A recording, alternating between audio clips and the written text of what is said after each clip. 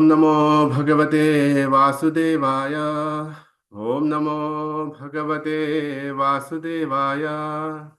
ओम नमो भगवते वासुदेवाय।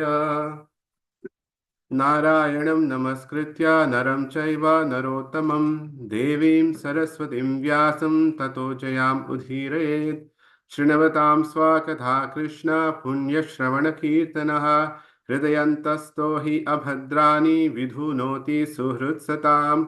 नष्टप्रायेषु अभद्रेषु नित्यं भागवत सेवया Bhagwati उत्तमश्लोके भक्तिर्भवति नैष्ठकी।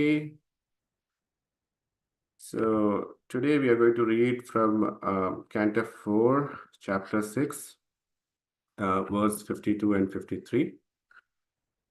Chapter 6 titled Brahma Satisfies Lord Shiva. Text 52. Devanam Bhagna Gatranam Rutwijam Chayudhashmabihi Bhavatanu Grahitanam Manyo Astva Naturam. Translation and translation is by His Divine Grace A.C. Bhaktivedanta Swami Srila Prabhupada ki. O Lord Shiva, may the demigods and the priests whose limbs have been broken by your soldiers recover from the injuries by your grace. Text 53. Eshate Rudra Bhago Astu Yaduchisto Adhvarasya Vai Yagyaste Rudra Bhagena Kalpatamadhya Yagyahan. Translation and purport by His Divine A.C. Bhaktivedanta Swami Srila Prabhupada. Translation: O destroyer of the sacrifice, please take your portion of the sacrifice and let the sacrifice be completed by your grace. Purport: a sacrifice is a ceremony performed to please the Supreme Personality of Godhead. In the Srimad Bhagavatam, first canto, second chapter, it is stated that everyone should try to understand whether the Supreme Personality of Godhead is satisfied by his activity. In other words, the aim of our activities should be to satisfy the Supreme Personality of Godhead. Just as in an office, it is the duty of the worker to see that the proprietor or the master is satisfied, so everyone's duty is to see whether the Supreme Personality of Godhead is satisfied by one's activity. Activities to satisfy the Supreme God are prescribed in the Vedic literature, and execution of such activities is called yajna. In other words, acting on behalf of the Supreme Lord is called yajna. One should know very well that any activity besides yajna is the cause of material bondage. That is explained in the Bhagavad Gita 3.9. Yajna arthat karmano anyatra loko ayam karma bandhana. Karma bandhana means that if we do not work for the satisfaction of the Supreme Lord Vishnu, then the reaction of our work will bind us. One should not work for his own sense gratification. Everyone should work for the satisfaction of God. This is called yajna. After the yajna was performed by Daksha, all the demigods expected prasada, the remnant of foodstuffs offered to Vishnu. Lord Shiva is one of the demigods, so naturally he was also expected his share of the prasada from the yajna. But Daksha, out of his envy of Lord Shiva, neither invited Shiva to participate in the yajna nor gave him his share after the offering.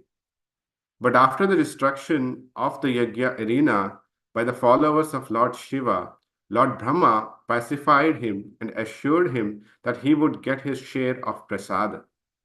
Thus, he was requested to rectify whatever destruction was caused by his followers. In Bhagavad Gita 3.11, it is said that all the demigods are satisfied when one performs yajna. Besides, the demigods expect prasada from the yajnas. Yajna must be performed. Those who engage in sense gratificatory Materialistic activities must perform yajna, otherwise they will be implicated. Thus, Daksha, being the father of mankind, was performing yajna, and Lord Shiva expected his share. But since Shiva was not invited, there was trouble. By the meditation of Lord Brahma, however, everything was settled satisfactorily. The performance of yajna is very difficult task because all the demigods must be invited to participate in the yajna.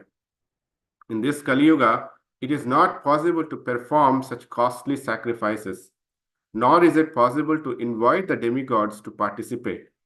Therefore, in this age, it is recommended Yajyaha Sankirtana Prayer Yajantihi Sumedasha. Bhagavatam 11.5.32. Those who are intelligent should know that in the Kali Yuga, there is no possibility of performing the Vedic sacrifices. But unless one pleases the demigods, there will be no regulated seasonal activities or rainfall. Everything is controlled by the demigods. Under the circumstances, in this age, in order to keep the balance of social peace and prosperity, all intelligent men should execute the performance of Sankirtan Yajna by chanting the holy names Hare Krishna, Krishna Krishna, Hare Hare, Hare Rama, Rama Rama, Hare Hare. One should invite people, chant Hare Krishna, and then distribute prasad. This yajna will satisfy all the demigods, and thus there will be peace and prosperity in the world. Another difficulty in performing the Vedic rituals is that if one fails to satisfy even one demigod out of the many hundreds of thousands of demigods, just as Daksha failed to satisfy Lord Shiva, there will be disaster. But in this age, the performance of sacrifice has been simplified. One can chant Hare Krishna, and by pleasing Krishna, one can satisfy all the demigods automatically. Thus end the Bhakti Vedanta purports of 4th canto, 6th chapter of Srimad Bhagavatam, entitled Brahma Satisfies Lord Shiva. Om Ajnana Timirandhasya Gnananjana Shalakaya Chakshurunminitam Yena Tasmai Shri Gurave Namaha. Mukam Karoti Vachalam Pangvam Langayate Girim Yat Kripa Tavaham Vande Shri Gurun Dina Tarinam. Namam Vishnupadaya Krishna Pristhaya Bhutale Srimate Bhakti Vedanta Swami Niti Namini. Namaste Saraswati Deve Gauravani Pracharini Nirvishesha Shunyavadi Paschatya Deshatarini. Vancha Kalpatarubhyascha Kripa Sindhubhya Evacha Patitanam Pavanebhyo Vaishnavebhyo Namo Namah. Vaishnavebhyo Namo Namah. Vaishnavebhyo Namo Namah. So I would like to seek blessings from all the Vaishnavas. So please bless me so that I can summarize it which is in line with the Shastras, and I don't add my own interpretation. So I collected few points from a class given by His Holiness Jayapataka Maharaj. So as we can see, Srila Prabhupada actually gives a definition for Krishna consciousness. So what is Krishna consciousness? Krishna consciousness is nothing but the performance of yajna. What is yajna? Yajna, as it is said in Bhagavad Gita 3.9, that whatever the activities those are performed, if these activities satisfy the Supreme Personality of Godhead, and that is, which are actually prescribed in Vedic literature, then it is called as yajna. So all these activities, what they do, they lead to the breaking or break the shackles of this material life and gradually elevates one to transcendental loving service of the Lord. And we all know that this is the only process that can actually help us to attain the kingdom of God. As we all know, in Chaitanya Shikshastakam, the first verse, Cheto Darpana Marjanam Bhava Mahadhavagni Nirvapanam. So the second effect, what happens when we start chanting the holy name, is that it removes or the suffering of this material existence, and gradually it elevates us to the transcendental platform. So the other way, whatever we do, which is not related to the satisfaction of Supreme Personality of Godhead, would lead to the bondage of this material world. So this is not yajna. Therefore, it is also said that Varnashrama institution, which is actually proposed by Lord Krishna himself, is actually a part of satisfaction to himself, or is a part of yajna too. So which is actually confirmed in the Vishnu Purana, Varnashrama Achara Vata Purushena Paraha Puman Vishnur Aradyate.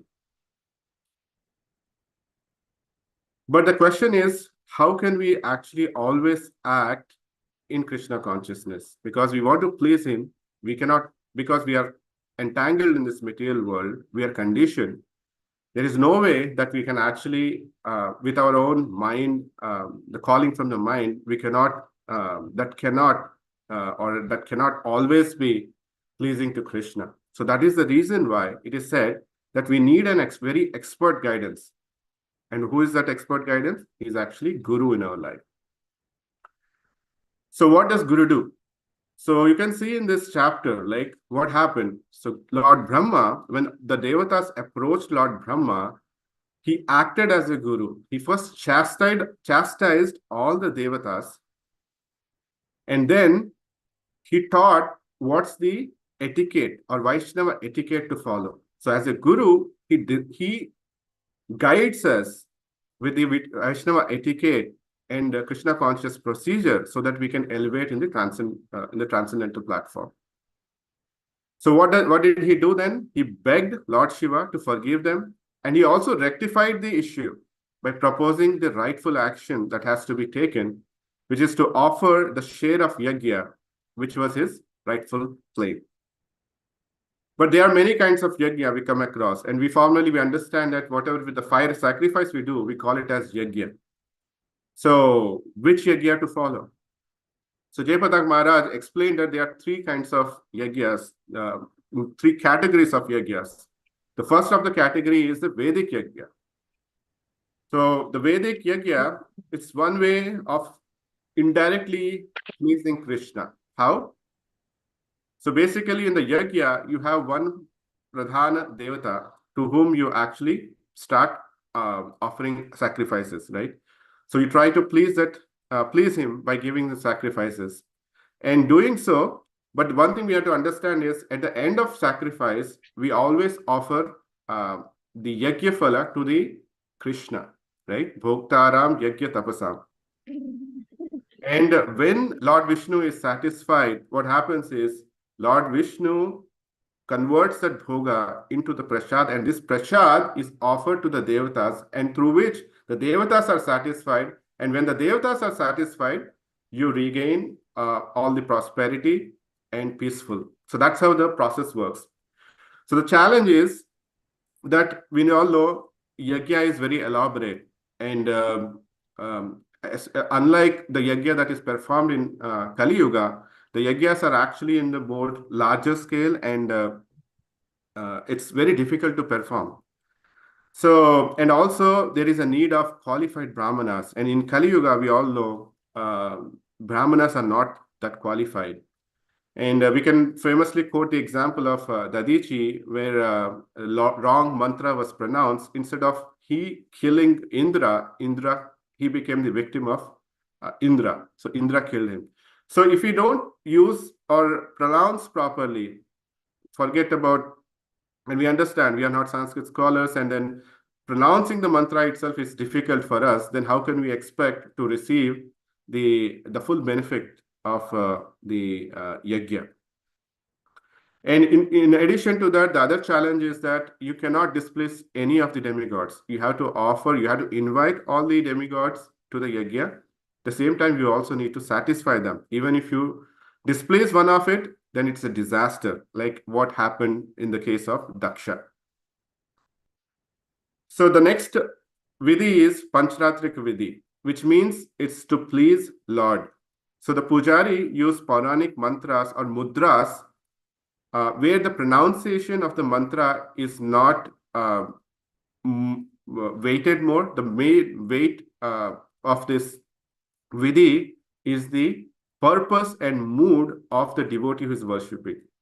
So we all know we use Pancharatrik vidhi to actually in the altar, and we do the worship. The other way that is the Bhagavat way. What is the Bhagavat way? Bhagavat way is to chant the holy names of Krishna and reading Srimad Bhagavatam. And this is the main thing that we depend on. And this is enough actually to go back to Godhead.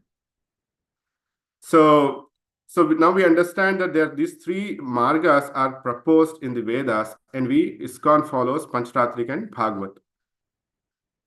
So another thing is